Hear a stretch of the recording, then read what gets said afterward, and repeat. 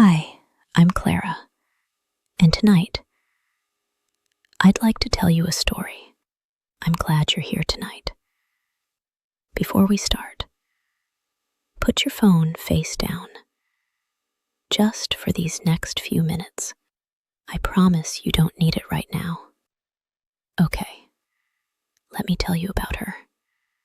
Her name doesn't matter. Let's just say she was 26 the year it happened.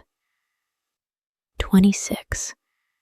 And sure, the way you're only sure at 26, that this was the person she was going to spend the rest of her life explaining herself to. The one who already knew the ending of every story before she finished telling it. And then, on a Tuesday, an ordinary, forgettable Tuesday, the kind you'd never remember if it hadn't done this to you, he stopped answering. Not a fight, not a slammed door, not even a bad final conversation she could replay and pick apart for clues. Just silence. The 3 gray dots that used to appear when he was typing. Then nothing. Not even the dots. She told herself it was his phone. Then she told herself it was work.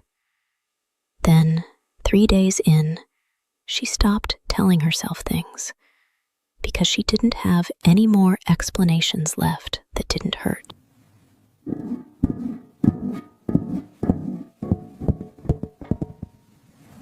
You know that specific kind of quiet, don't you?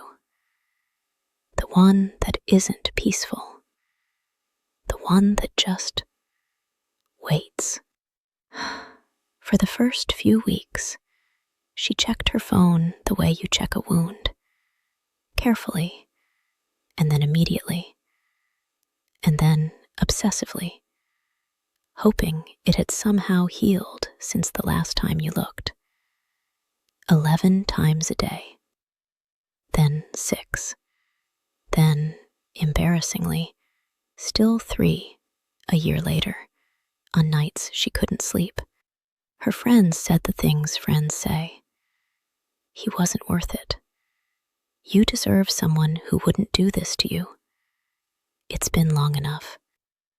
And she'd nod because they were right. And being right had never once made anything hurt less. Because here's the thing nobody tells you about being left without an answer. It isn't really him you keep waiting for.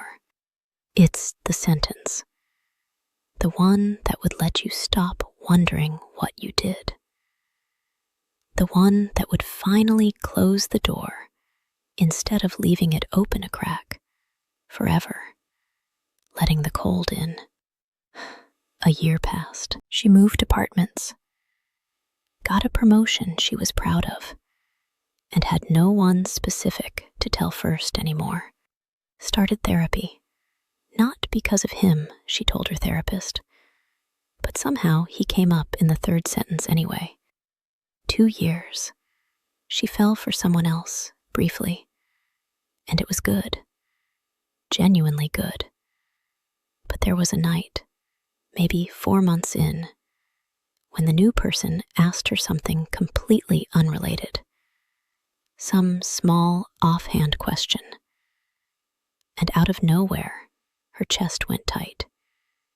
And she realized, I still don't know why. 5 years of good things happening to her. And somewhere underneath all of it, that one sentence was still unfinished.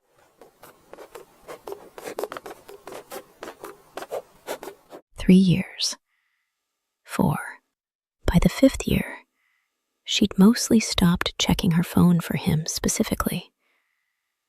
It had become less of an ache and more of a shape, something she'd built her life around.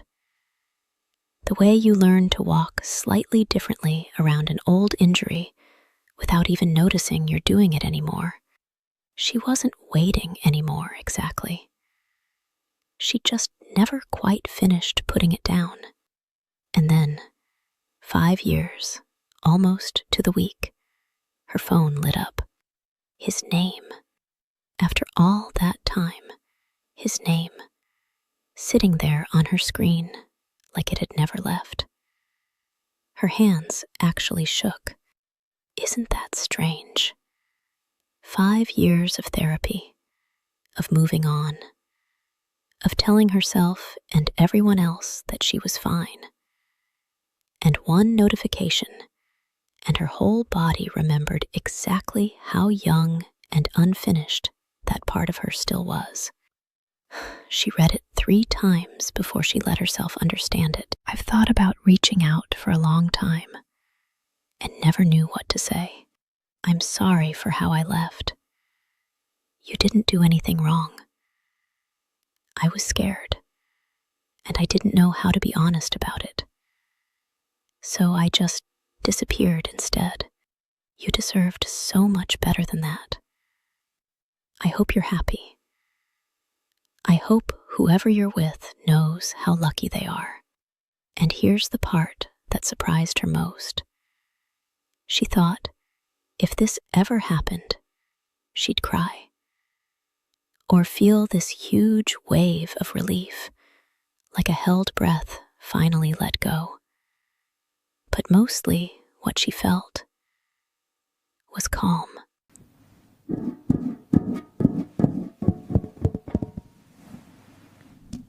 Because somewhere in those 5 years, without ever meaning to, she'd already started writing that message herself, in her head, at 2 a.m. on the drive home from work. In every version of the conversation she used to rehearse and then talk herself out of needing, she'd already told herself, in her own voice, most of what his text finally said. She didn't need it anymore. But she was glad, quietly, that it finally came. I want to tell you something, and I need you to actually let it in, not just hear it. Maybe you're still waiting for a text like that one. Maybe it's been months. Maybe it's been years. Maybe it's not even a person. Maybe it's a friend who just stopped replying one day. Or a parent who never said the thing you needed to hear. Or someone who left, and you never got to ask them why. And maybe that text is never coming. I know that's hard to hear. But I'd rather be honest with you than comfortable with you. So here's what I want you to know instead. You didn't do anything wrong. Whatever happened, whatever silence you've been sitting in, it was never actually about your worth. People leave badly for their own reasons. Fear, shame, not knowing how to be honest. None of those reasons were ever about how lovable you were. They were about what the other person couldn't yet do. And I know that doesn't erase 5 years, or 5 months, or however long you've been holding this. It's not supposed to erase it.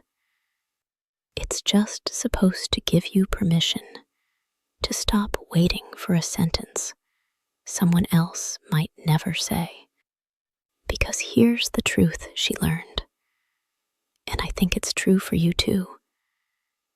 You don't actually need their words to close the door. You can write the last sentence yourself.